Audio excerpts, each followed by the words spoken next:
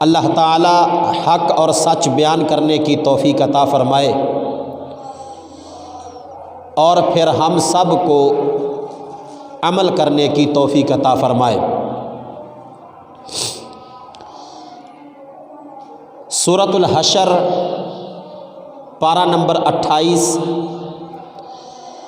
اس کی پہلی 2 آیات تلاوت کرنے کا شرف حاصل کیا ہے۔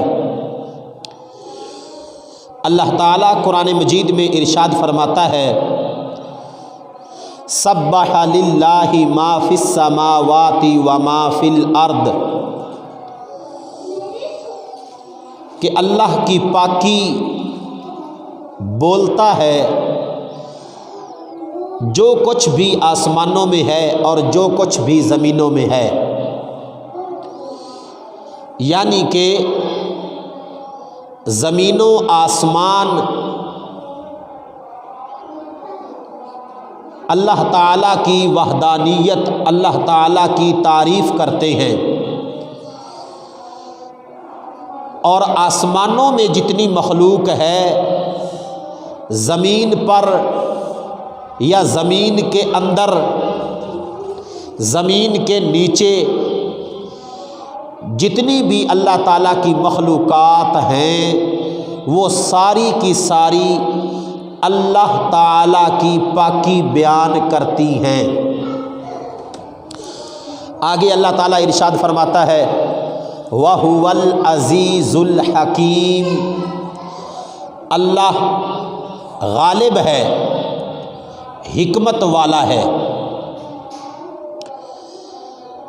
وَهُوَ الْعَزِيزُ الْحَكِيمُ، اللہ عزت والا ہے۔ هُوَ الَّذِي أَخْرَجَ الَّذِينَ كَفَرُوا مِنْ أَهْلِ الْكِتَابِ، اللہ ہی ہے کہ جس نے یہودیوں کو، کافروں کو ان کے گھروں سے نکالا۔ کب تک نکالا؟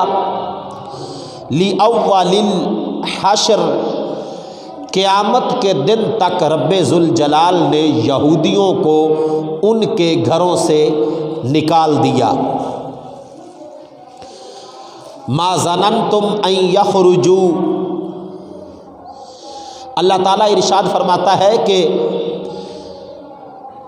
تم سوچ بھی نہیں سکتے تھے کہ یہودی اپنے گھروں سے نکل جائیں گے، در بدر ہو جائیں گے۔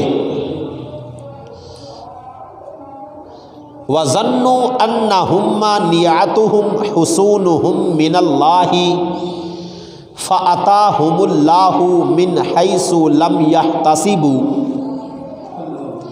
یہودی سمجھتے تھے کہ ان کے گھر، ان کے قلعے اللہ تعالیٰ سے ان کو بچا لیں گے، یہ یہودیوں کا خیال تھا۔ تو جب اللہ تعالیٰ کا حکم یہودیوں کے پاس آیا اور یہودیوں نے اللہ تعالیٰ کے حکم کو نہ مانا،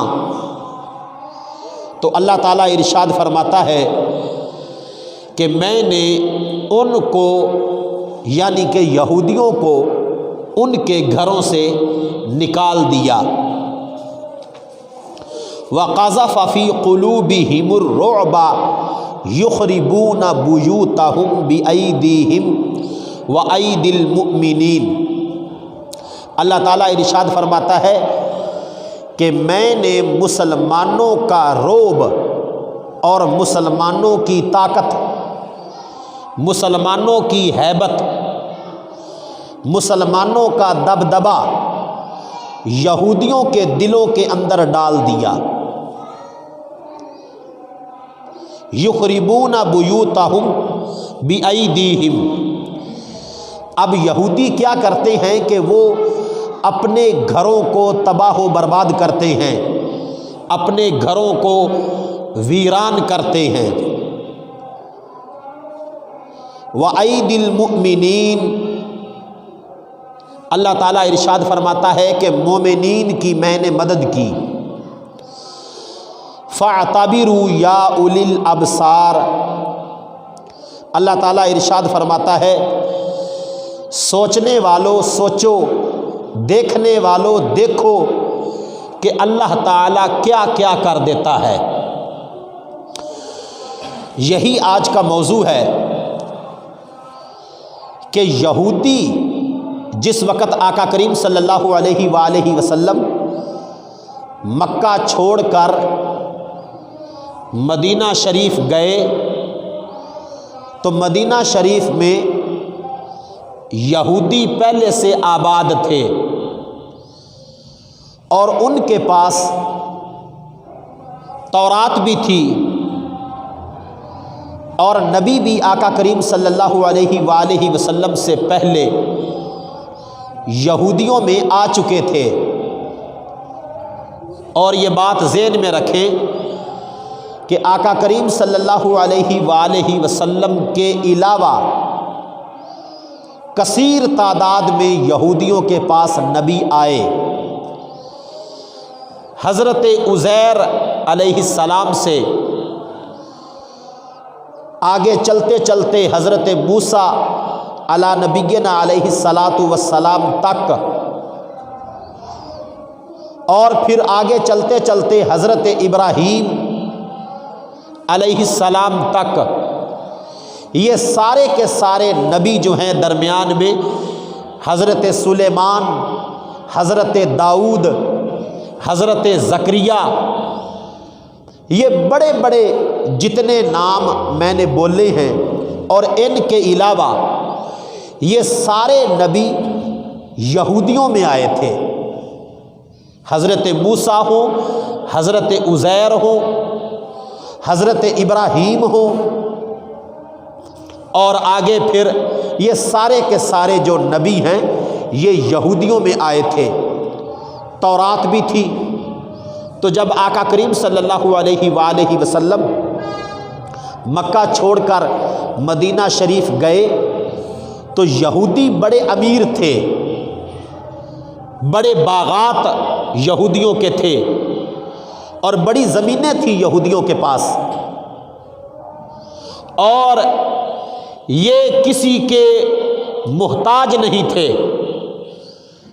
مدینے کے لوگ اور مدینے کے آس پاس کے لوگ یہودیوں سے قرضہ لیتے تھے اور قرضہ لے کر اپنا کاروبار شروع کرتے تھے۔